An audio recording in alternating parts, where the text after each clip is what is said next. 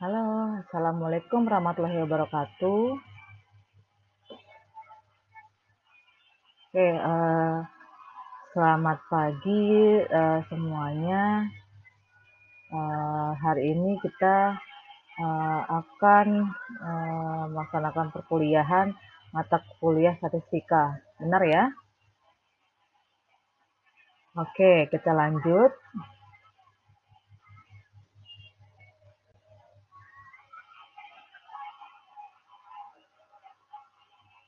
Oke, ini ada sedikit kalimat motivasi untuk kalian ya. Jadi, selamat datang di mata kuliah statistik. Jadi pada mata kuliah ini yuk kita sama-sama bekerja sama, bekerja keras juga, lalu saling mendukung dalam pembelajaran pada mata kuliah ini agar semuanya bisa berjalan dengan lancar ya.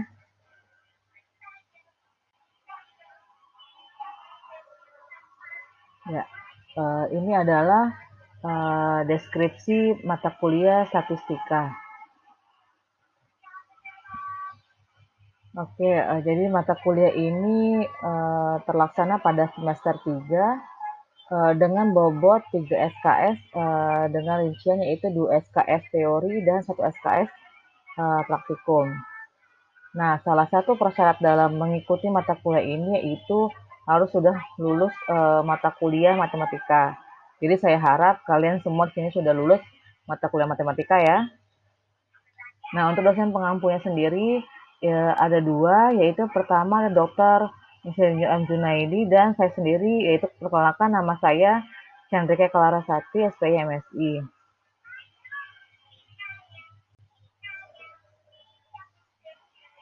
Nah, jadi pada mata kuliah statistika ini adapun capaian pembelajaran yang harus kalian penuhi ya. Jadi capaian pembelajaran pada mata kuliah ini diharapkan mahasiswa yang mengambil mata kuliah statistika ini dapat menjelaskan bagaimana prinsip-prinsip dasar metode statistika, lalu kalian juga mampu mengerjakan beberapa analisis statistika sederhana.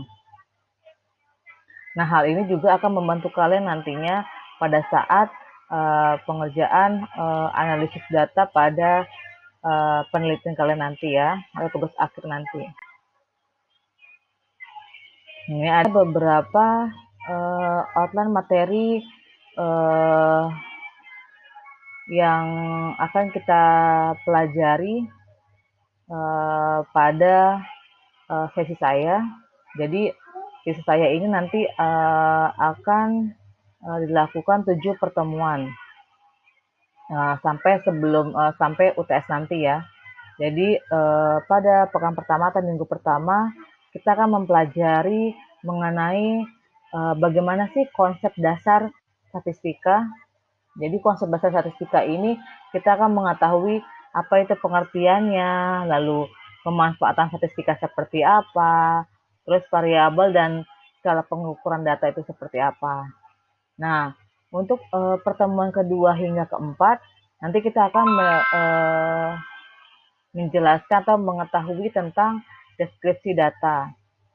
Nah, dalam deskripsi data ini nanti kalian akan mengetahui bagaimana cara pengumpulan data dan penyajian data yang baik dan benar.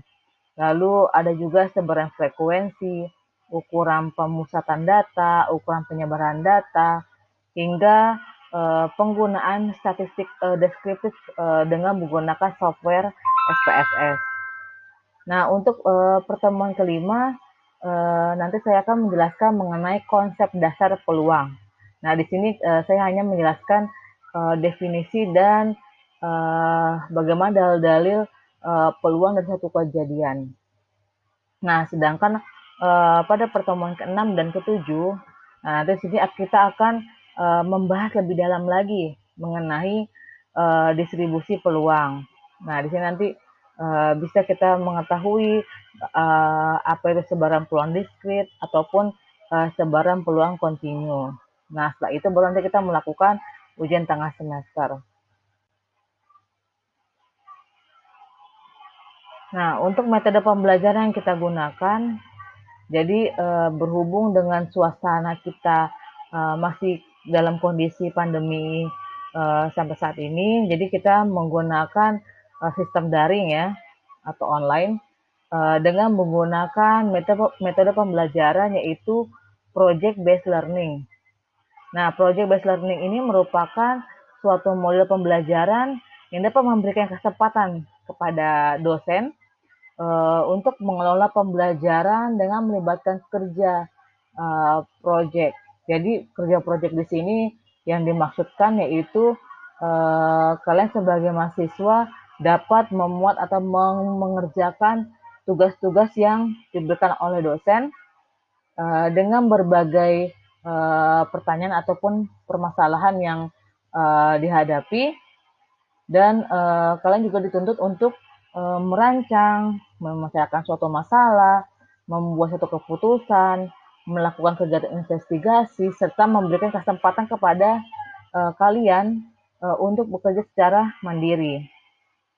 Nah, jadi harapan dari metode pembelajaran ini yaitu kalian juga mampu atau memiliki kemandirian dalam menyelesaikan satu tugas yang kalian hadapi nantinya.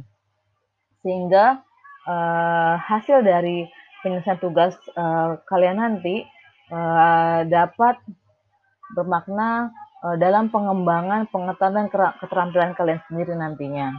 Jadi nanti hal ini juga akan berdampak atau menambah wawasan kalian terhadap bagaimana cara menganalisis suatu data yang akan diperoleh.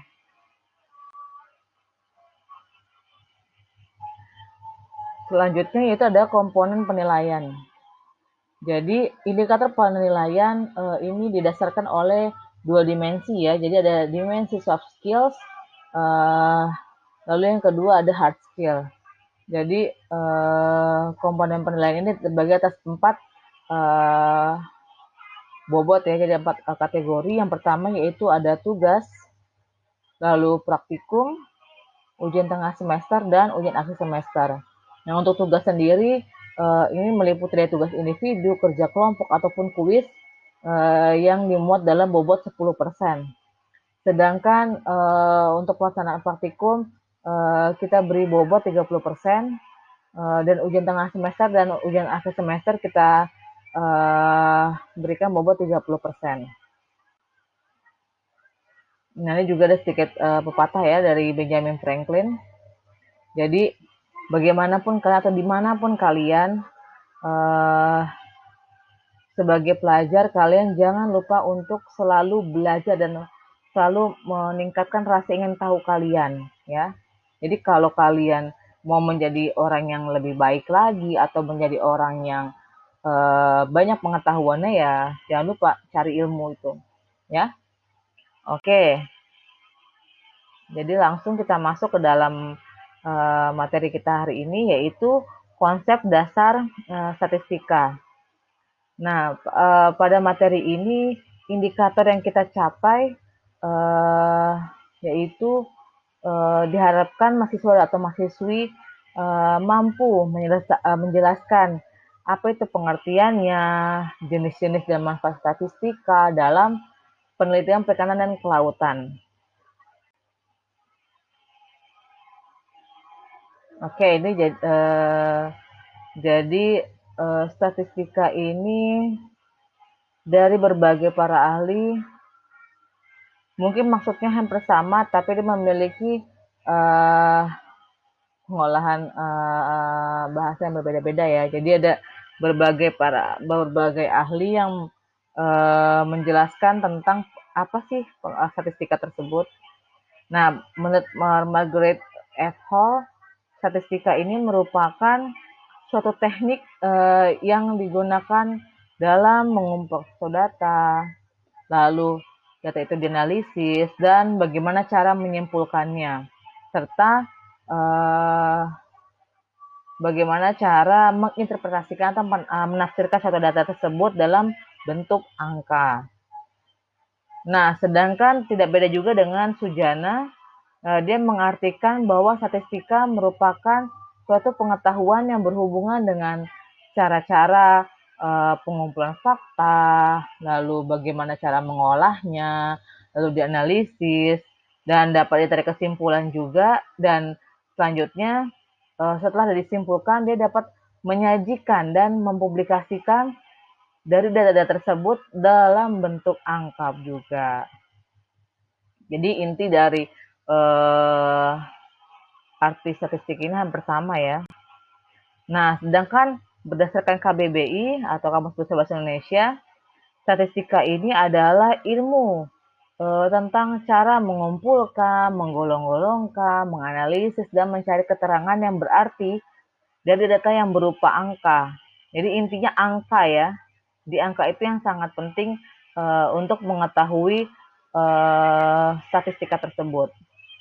Nah, sedangkan statistika ini berasal dari asal muasalnya ya, jadi berasal dari bahasa Yunani atau status atau dalam bahasa Inggris state yang artinya negara.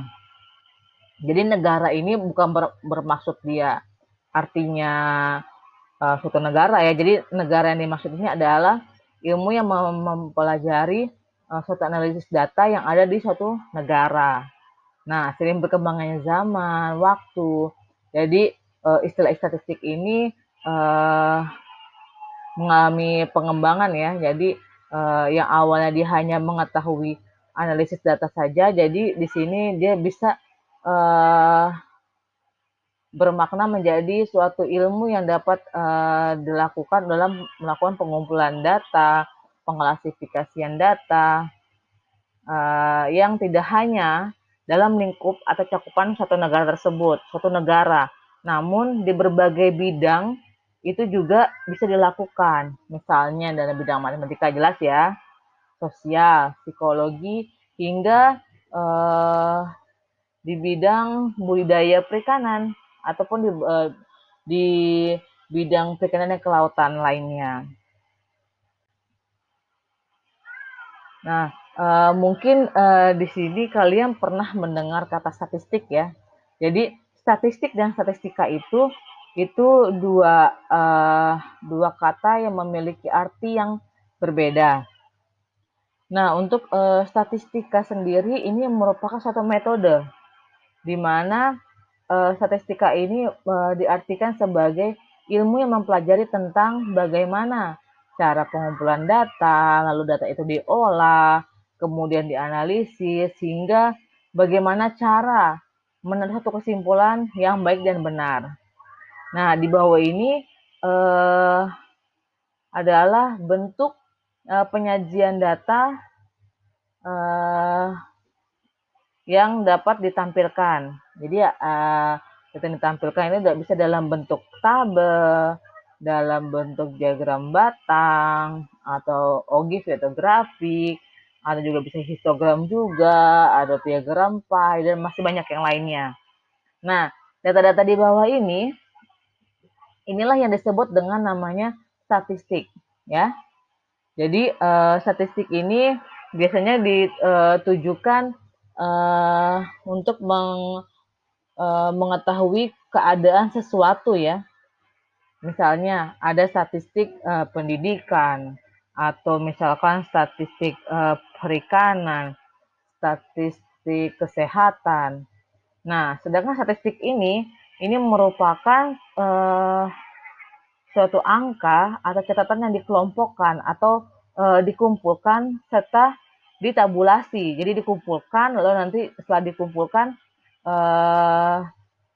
nanti kita analisis. Nah, dari situlah kita bisa mendapatkan satu informasi yang berkaitan dengan masalah tertentu. Jadi tujuan dari statistik ini yaitu untuk menjawab suatu permasalahan dan kita bisa membuktikan sesuatu yang belum terbukti kebenarannya. Jadi kita bisa membedakan ya antara statistika dan statistik.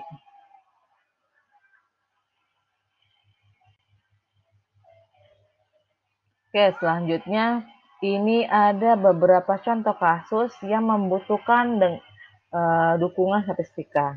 Jadi sini saya buat 3 contoh saja ya. Jadi yang pertama Ini kurang lengkap kalimatnya. Jadi misalkan kasus COVID-19 di Indonesia semakin meningkat setiap periodenya.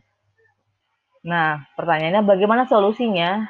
Nah, pertanyaan dari bagaimana solusinya, ini kan kita harus tahu seberapa besar peningkatan kasus COVID-19 itu di Indonesia.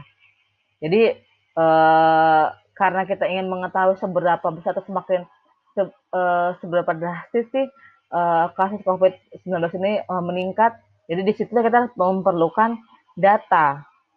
Data statistik itu sangat penting untuk mengetahui seberapa besar atau seberapa besar data kasus COVID-19 yang terjadi di Indonesia. Begitu juga yang nomor 2 yaitu seberapa besar potensi lahan yang perlu dikembangkan dalam budidaya lobster di NTB.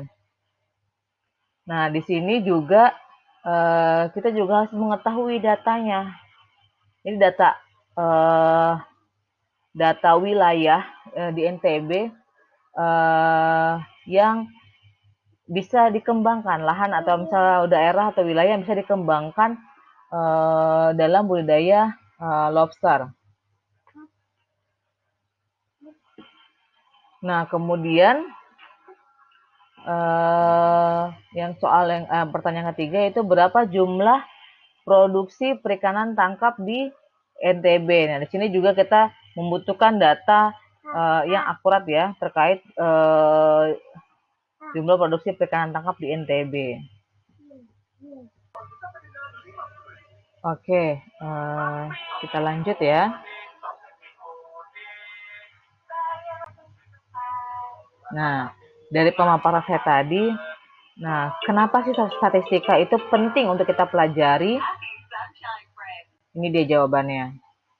Jadi ada beberapa hal yang perlu kita ketahui kenapa statistika ini penting untuk kita pelajari. Yang pertama di sini dengan adanya statistika, oke saya ulangi lagi ya. Jadi di sini ada beberapa hal yang perlu kita ketahui mengapa statistika itu penting untuk kita pelajari.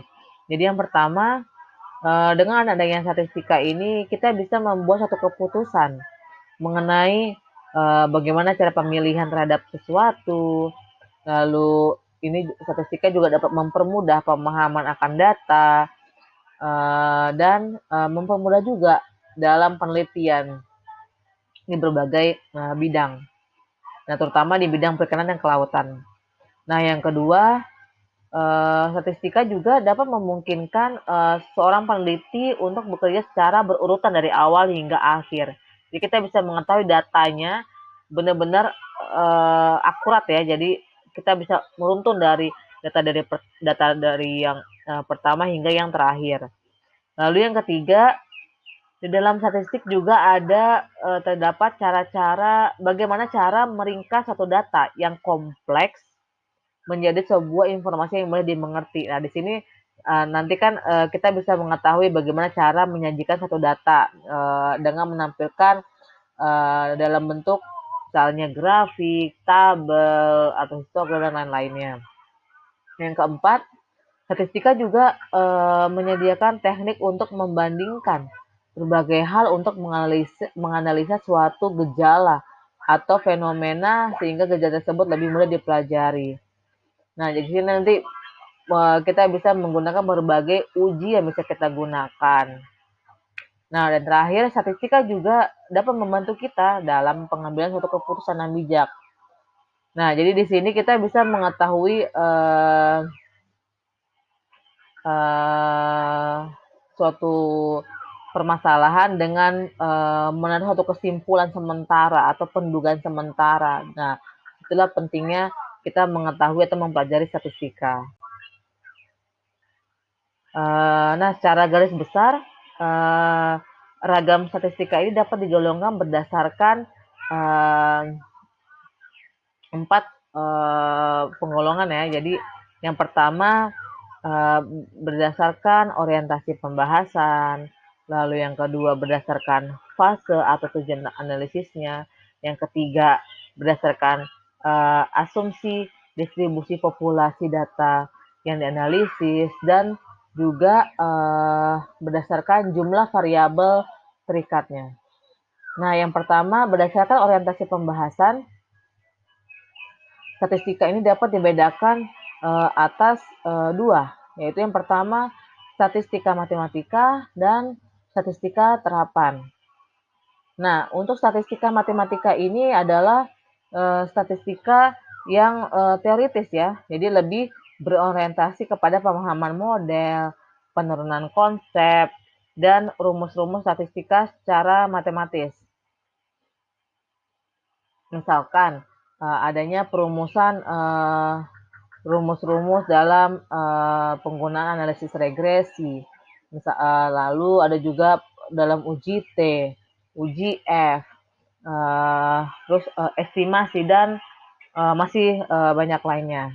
Nah, sedangkan statistik terapan ini lebih berorientasi kepada pemahaman konsep dan teknik statistika serta penggunaan dan atau terapannya dalam berbagai bidang.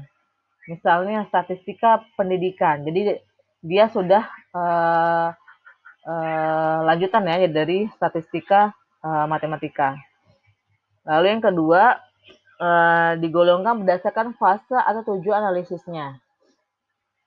Nah, ini juga dapat dibedakan menjadi dua kategori ya, ada dua macam. Ini yang kita akan bahas lebih lanjut. Jadi yang pertama ada statistik deskriptif dan yang kedua ada statistik inferensial. Nah, yang pertama statistik deskriptif ini kita akan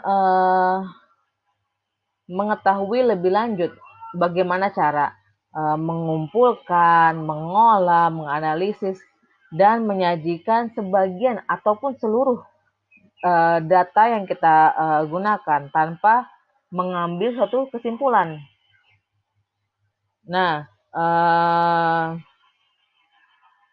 selanjutnya data ini bisa kita reduksi dari data kuantitatif yang kita punya yang cakupannya itu lebih besar menjadi bentuk yang lebih sederhana. Nah, bentuk yang sederhana itu seperti apa? Nah, itulah disajikan dalam bentuk tabel, dalam bentuk grafik, dalam bentuk histogram, dan lain-lain.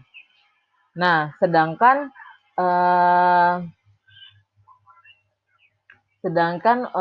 pada statistik inferensial ini kita lebih ke berkenan dalam pengambilan kesimpulan mengenai suatu populasi berdasarkan data sampel yang lebih sedikit. Nah, jadi fase atau teknik statistika inferensial ini membantu seorang peneliti ya dalam mengambil suatu kesimpulan atau membuat generalisasi prediksi dari data yang sedikit atau yang disebut dengan sampel untuk data yang lebih banyak atau yang disebut juga dengan populasi. Nah, golongan yang ketiga yaitu berdasarkan asumsi distribusi populasi data yang dianalisis. Nah, ini dibedakan atas statistik parametrik dan analisis statistika non-parametrik. Statistika parametrik ini merupakan statistika yang didasarkan model distribusi normal. Nah, sedangkan statistik non-parametrik ini merupakan statistik dengan teknik analisis yang tidak mensyaratkan suatu model distribusi normal atau bebas terdistribusi. Jadi dalam penelitian kuantitatif itu biasanya teknik analisis statistik parametrik maupun non-parametrik ini digunakan untuk menguji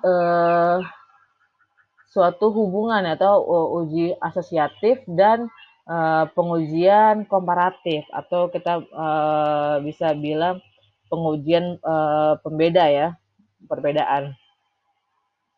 Nah, terakhir yaitu berdasarkan jumlah variabel terikatnya. Nah, di sini juga terbagi atas dua, yaitu ada statistika univariat, ada juga statistika multivariat. Nah, teknik analisis statistika yang melibatkan hanya satu variabel tidak bebas termasuk dalam statistika univariat. Nah, sedangkan yang melibatkan lebih dari satu variabel, variabel tidak bebas ya, atau disebut juga terikat, ini termasuk dalam statistika multivariat. Ini nanti kita akan bahas lebih lanjut seiring dengan sesi-sesi pertemuan selanjutnya. Nah, ini tadi yang berdasarkan fase tujuan analisisnya kita bahas lebih lanjut. Jadi di sini terbagi ada dua jenis statistika.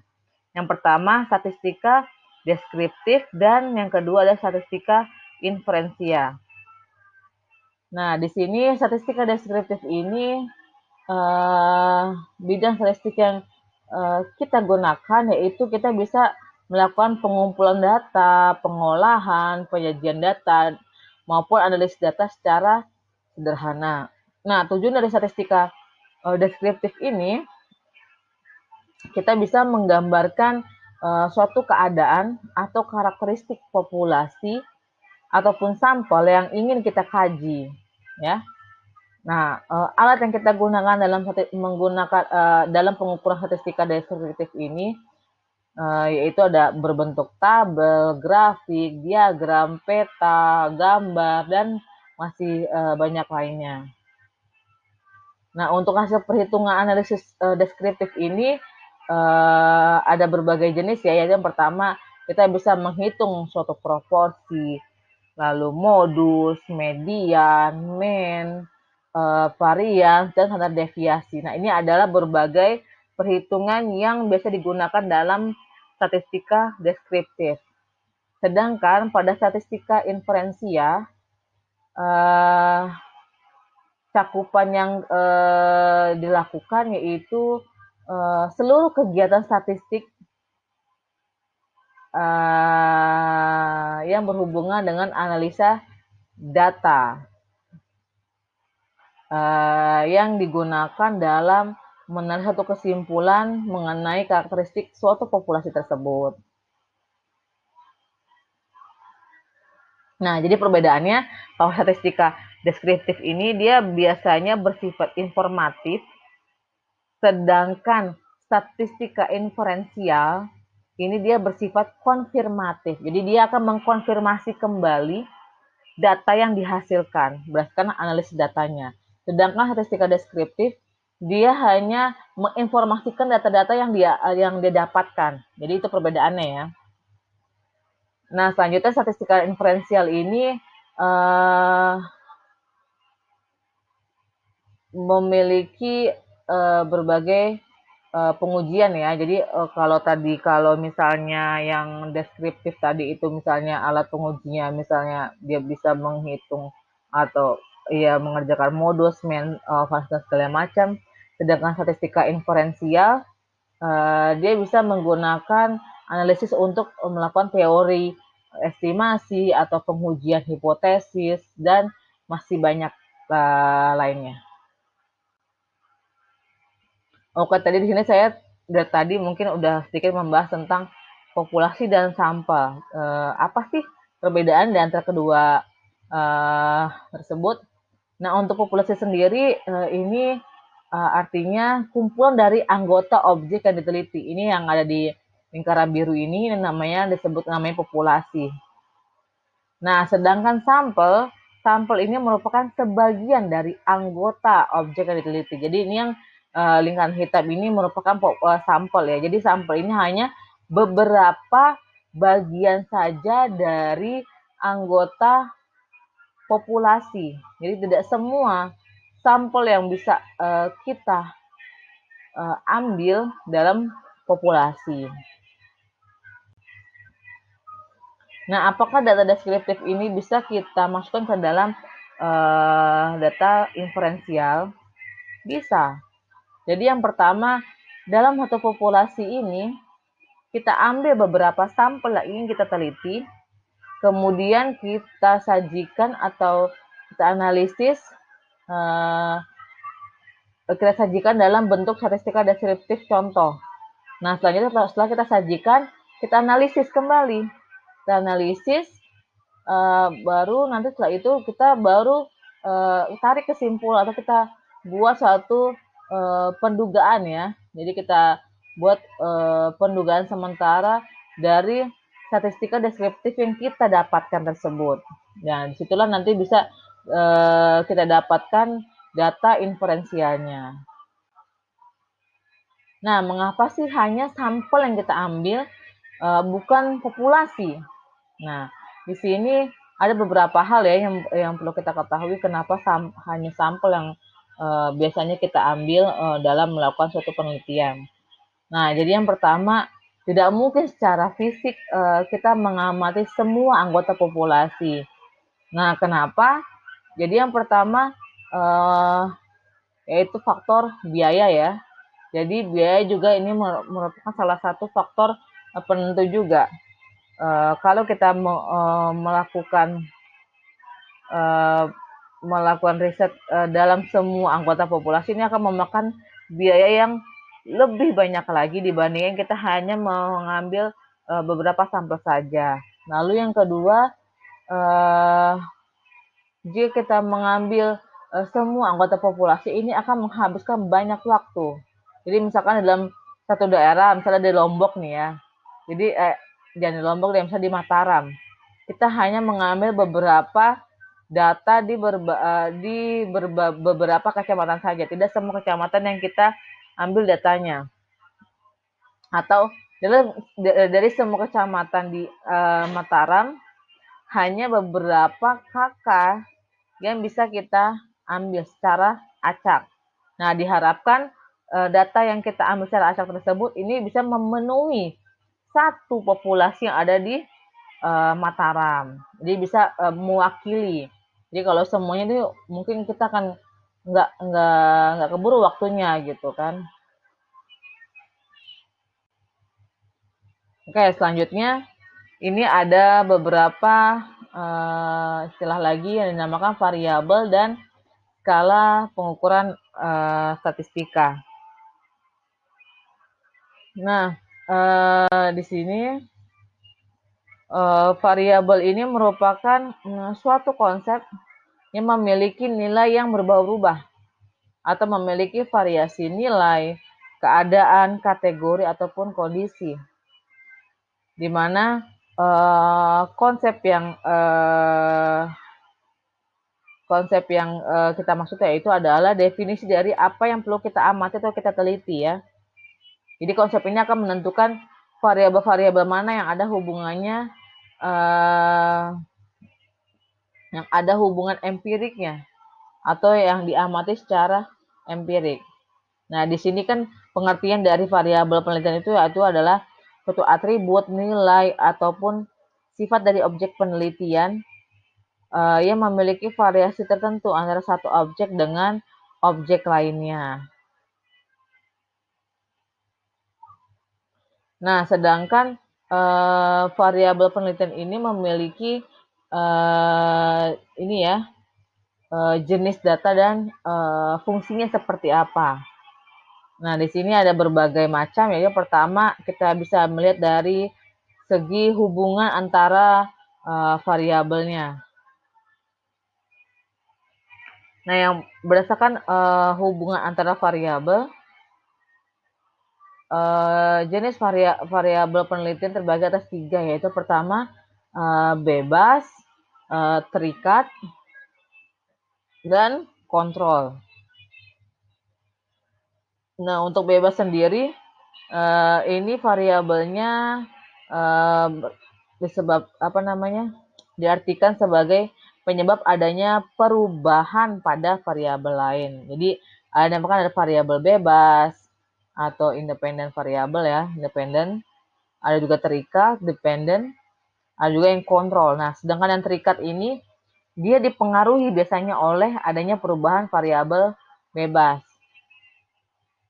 Nah, sedangkan untuk variabel kontrol ini umumnya variabel yang dapat dikendalikan oleh peneliti. Misalkan seperti ulangan atau apa, itu biasanya adalah variabel kontrol yang bisa kita tentukan sendiri. Kalau variabel bebas itu pasti selalu ada perubahan dari variabel-variabel yang lain. Nah, yang kedua, jenis variabel penelitian lainnya yaitu adalah berdasarkan dari sifat variabelnya. Yang terbagi atas dua yaitu adalah variabel statis dan variabel dinamis. Nah, untuk variabel statis sendiri, biasanya statis ya, diam. Nah, statis diam berarti dia tidak memiliki perubahan nilai atau keadaan, bahkan karakteristiknya dia tidak akan berubah. Sedangkan variabel dinamis itu kebalikannya ya. Jadi variabelnya ini dia bisa sewaktu-waktu bisa akan berubah, baik itu nilainya, keadaan, bahkan karakteristiknya pun bisa akan berubah. Nah, yang ketiga itu berdasarkan urgensi faktualnya. Nah, ini berdasarkan urgensi faktualnya ini terbagi atas dua yaitu adalah variabel konseptual dan variabel faktual. Nah, berdasarkan variabel konseptual ini dia tidak terlihat secara jelas secara konsepnya ya. Jadi sedangkan faktual dia dapat terlihat jelas atau secara nyata. Nah, faktual, fakta, berarti jelas dia variabelnya. Nah, selanjutnya berdasarkan skala pengukuran ya. Ini terbagi atas 3 atau 4 sebenarnya, tapi yang di bawahnya itu hampir sama. Yang pertama adalah skala nominal, ordinal, dan interval dan rasio. Dan terakhir itu ada jenis variabel penampilan waktu pengukur. Jadi ada namanya variabel maksimal, maksimalis, dan ada variabel tipikalis. Jadi kalau ini biasanya penelitian sosial ya yang menggunakan responden. Nah, sedangkan skala pengukuran ini ada lagi namanya skala pengukuran ini artinya sebuah acuan yang digunakan untuk menentukan panjang pendeknya interval yang ada dalam satuan alat ukur yang dapat menghasilkan data kuantitatif. Nah, kita bahas lagi lanjut. Nah, ini ada skala pengukuran. Ini tadi udah saya jelaskan tadi ya jenis-jenisnya. Ini ada nominal, ordinal, interval, dan rasio.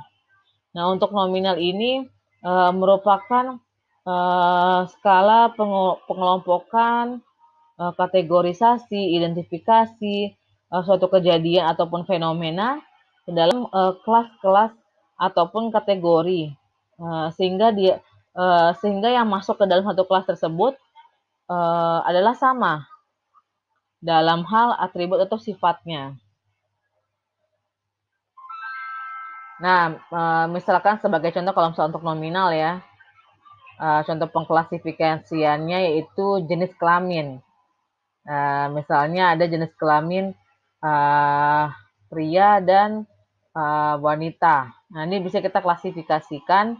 Misalnya pria itu klasifikasinya kategorinya 1, sedangkan wanita kita klasifikasikan kalau kita ubah jadi nominalnya angkanya jadi 0. Ini ada klasifikasi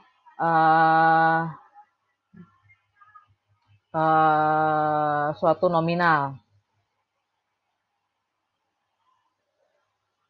Jadi kan contohnya misalkan dalam pemberian label, simbol, lambang, ataupun nama pada sebuah kategori. Jadi kita bisa melambangkan suatu kategori pada skala nominal. Kemudian yang kedua yaitu adalah skala ordinal. Nah, skala ordinal ini disebut berada pada level ordinal ini apabila angka pada skala ordinal tersebut berfungsi menunjukkan adanya penjenjangan atau ranking ya. Nah, di sini ada skala pengukuran sudah menyatakan peringkat antar tingkatan.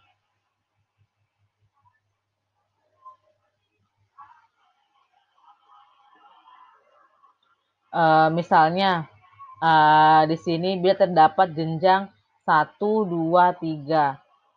Nah, maka kita tidak bisa mengatakan bahwa jarak 3 ke 2 itu sama dengan jarak 2 ke 1. Tapi kita bisa mengatakan bahwa jarak ketiga itu lebih besar daripada jarak kedua, atau jarak kedua lebih besar daripada satu, ataupun jarak ketiga itu lebih besar daripada satu. Ini jadi kita dijadikan berdasarkan tingkatannya.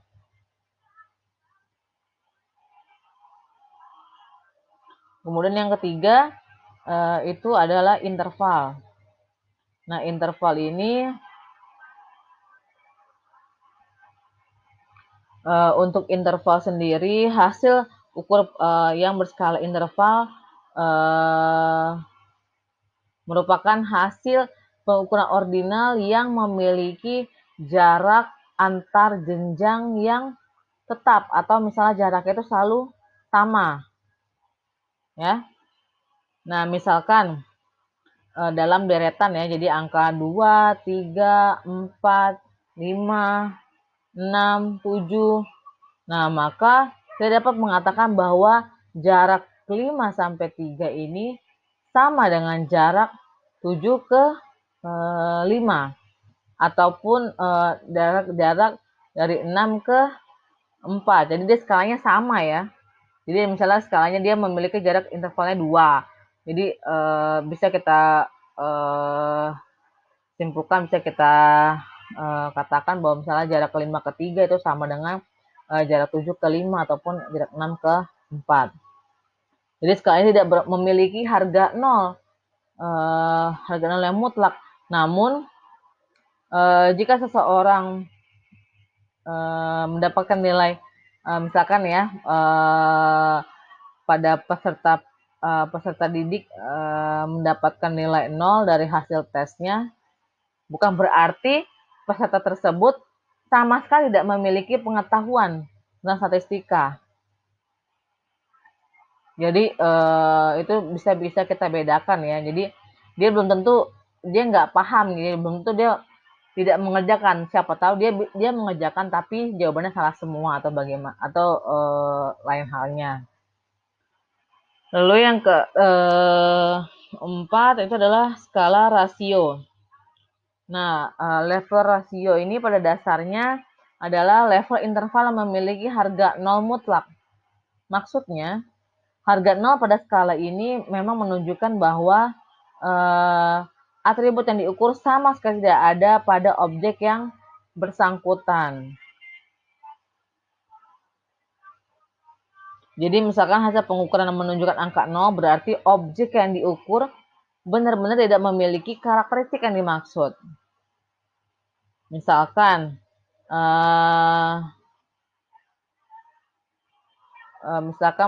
pada ukuran berat, luas, volume, kecepatan, berat. Nah, ini salah satu merupakan contoh dari data yang pada level rasio.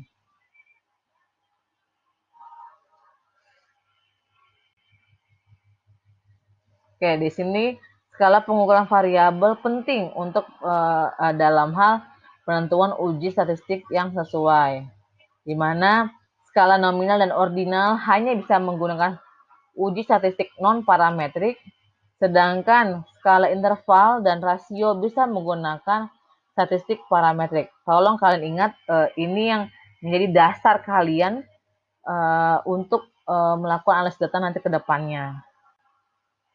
Nah, selanjutnya yaitu adalah pemilihan teknik statistika. Nah, untuk pemilihan teknik statistika ini, baik itu yang secara deskriptif maupun inferensial, didasarkan pada skala hasil pengukuran yang tadi ya, ada nominal, ordinal, interval, dan rasio. Nah, untuk penggunaannya sendiri ini dapat kita lihat pada 3 kolom ya. Jadi untuk nominal kita bisa mengetahui nilai modus, tabel frekuensi, persentase, dan grafik. Sedangkan ordinal kita bisa mengetahui nilai minimum, maksimum, median, tabel frekuensi juga bisa kita gunakan, persentase, dan grafik juga bisa kita gunakan. Dengan untuk interval ataupun rasio, kita bisa menghitung nilai rata-rata, minimum maksimum, range, varian, sempangan baku, kemiringan, hingga grafik juga bisa kita gunakan.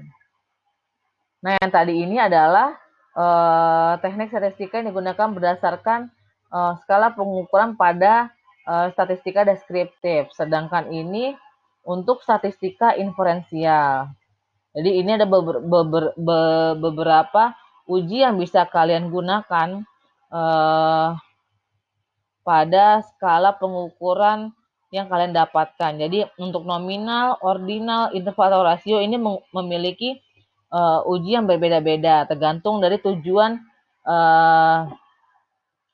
kalian ingin mengetahui apa. Oke, sampai di sini ada yang ingin ditanyakan?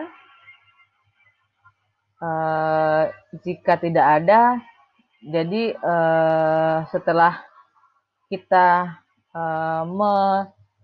memaparkan atau mengetahui bagaimana konsep dasar heuristika tersebut, saya perlu tahu bagaimana kemampuan kalian dalam menyerap materi yang sudah saya berikan pada pertemuan hari ini. Jadi hari ini saya akan berikan kalian tugas di mana ada dua tugas yang harus kalian kerjakan. Yang pertama yaitu kalian mencari sebuah artikel atau publikasi. Jadi publikasi ini, jadi saya mintanya jurnal aja ya. Jadi jurnal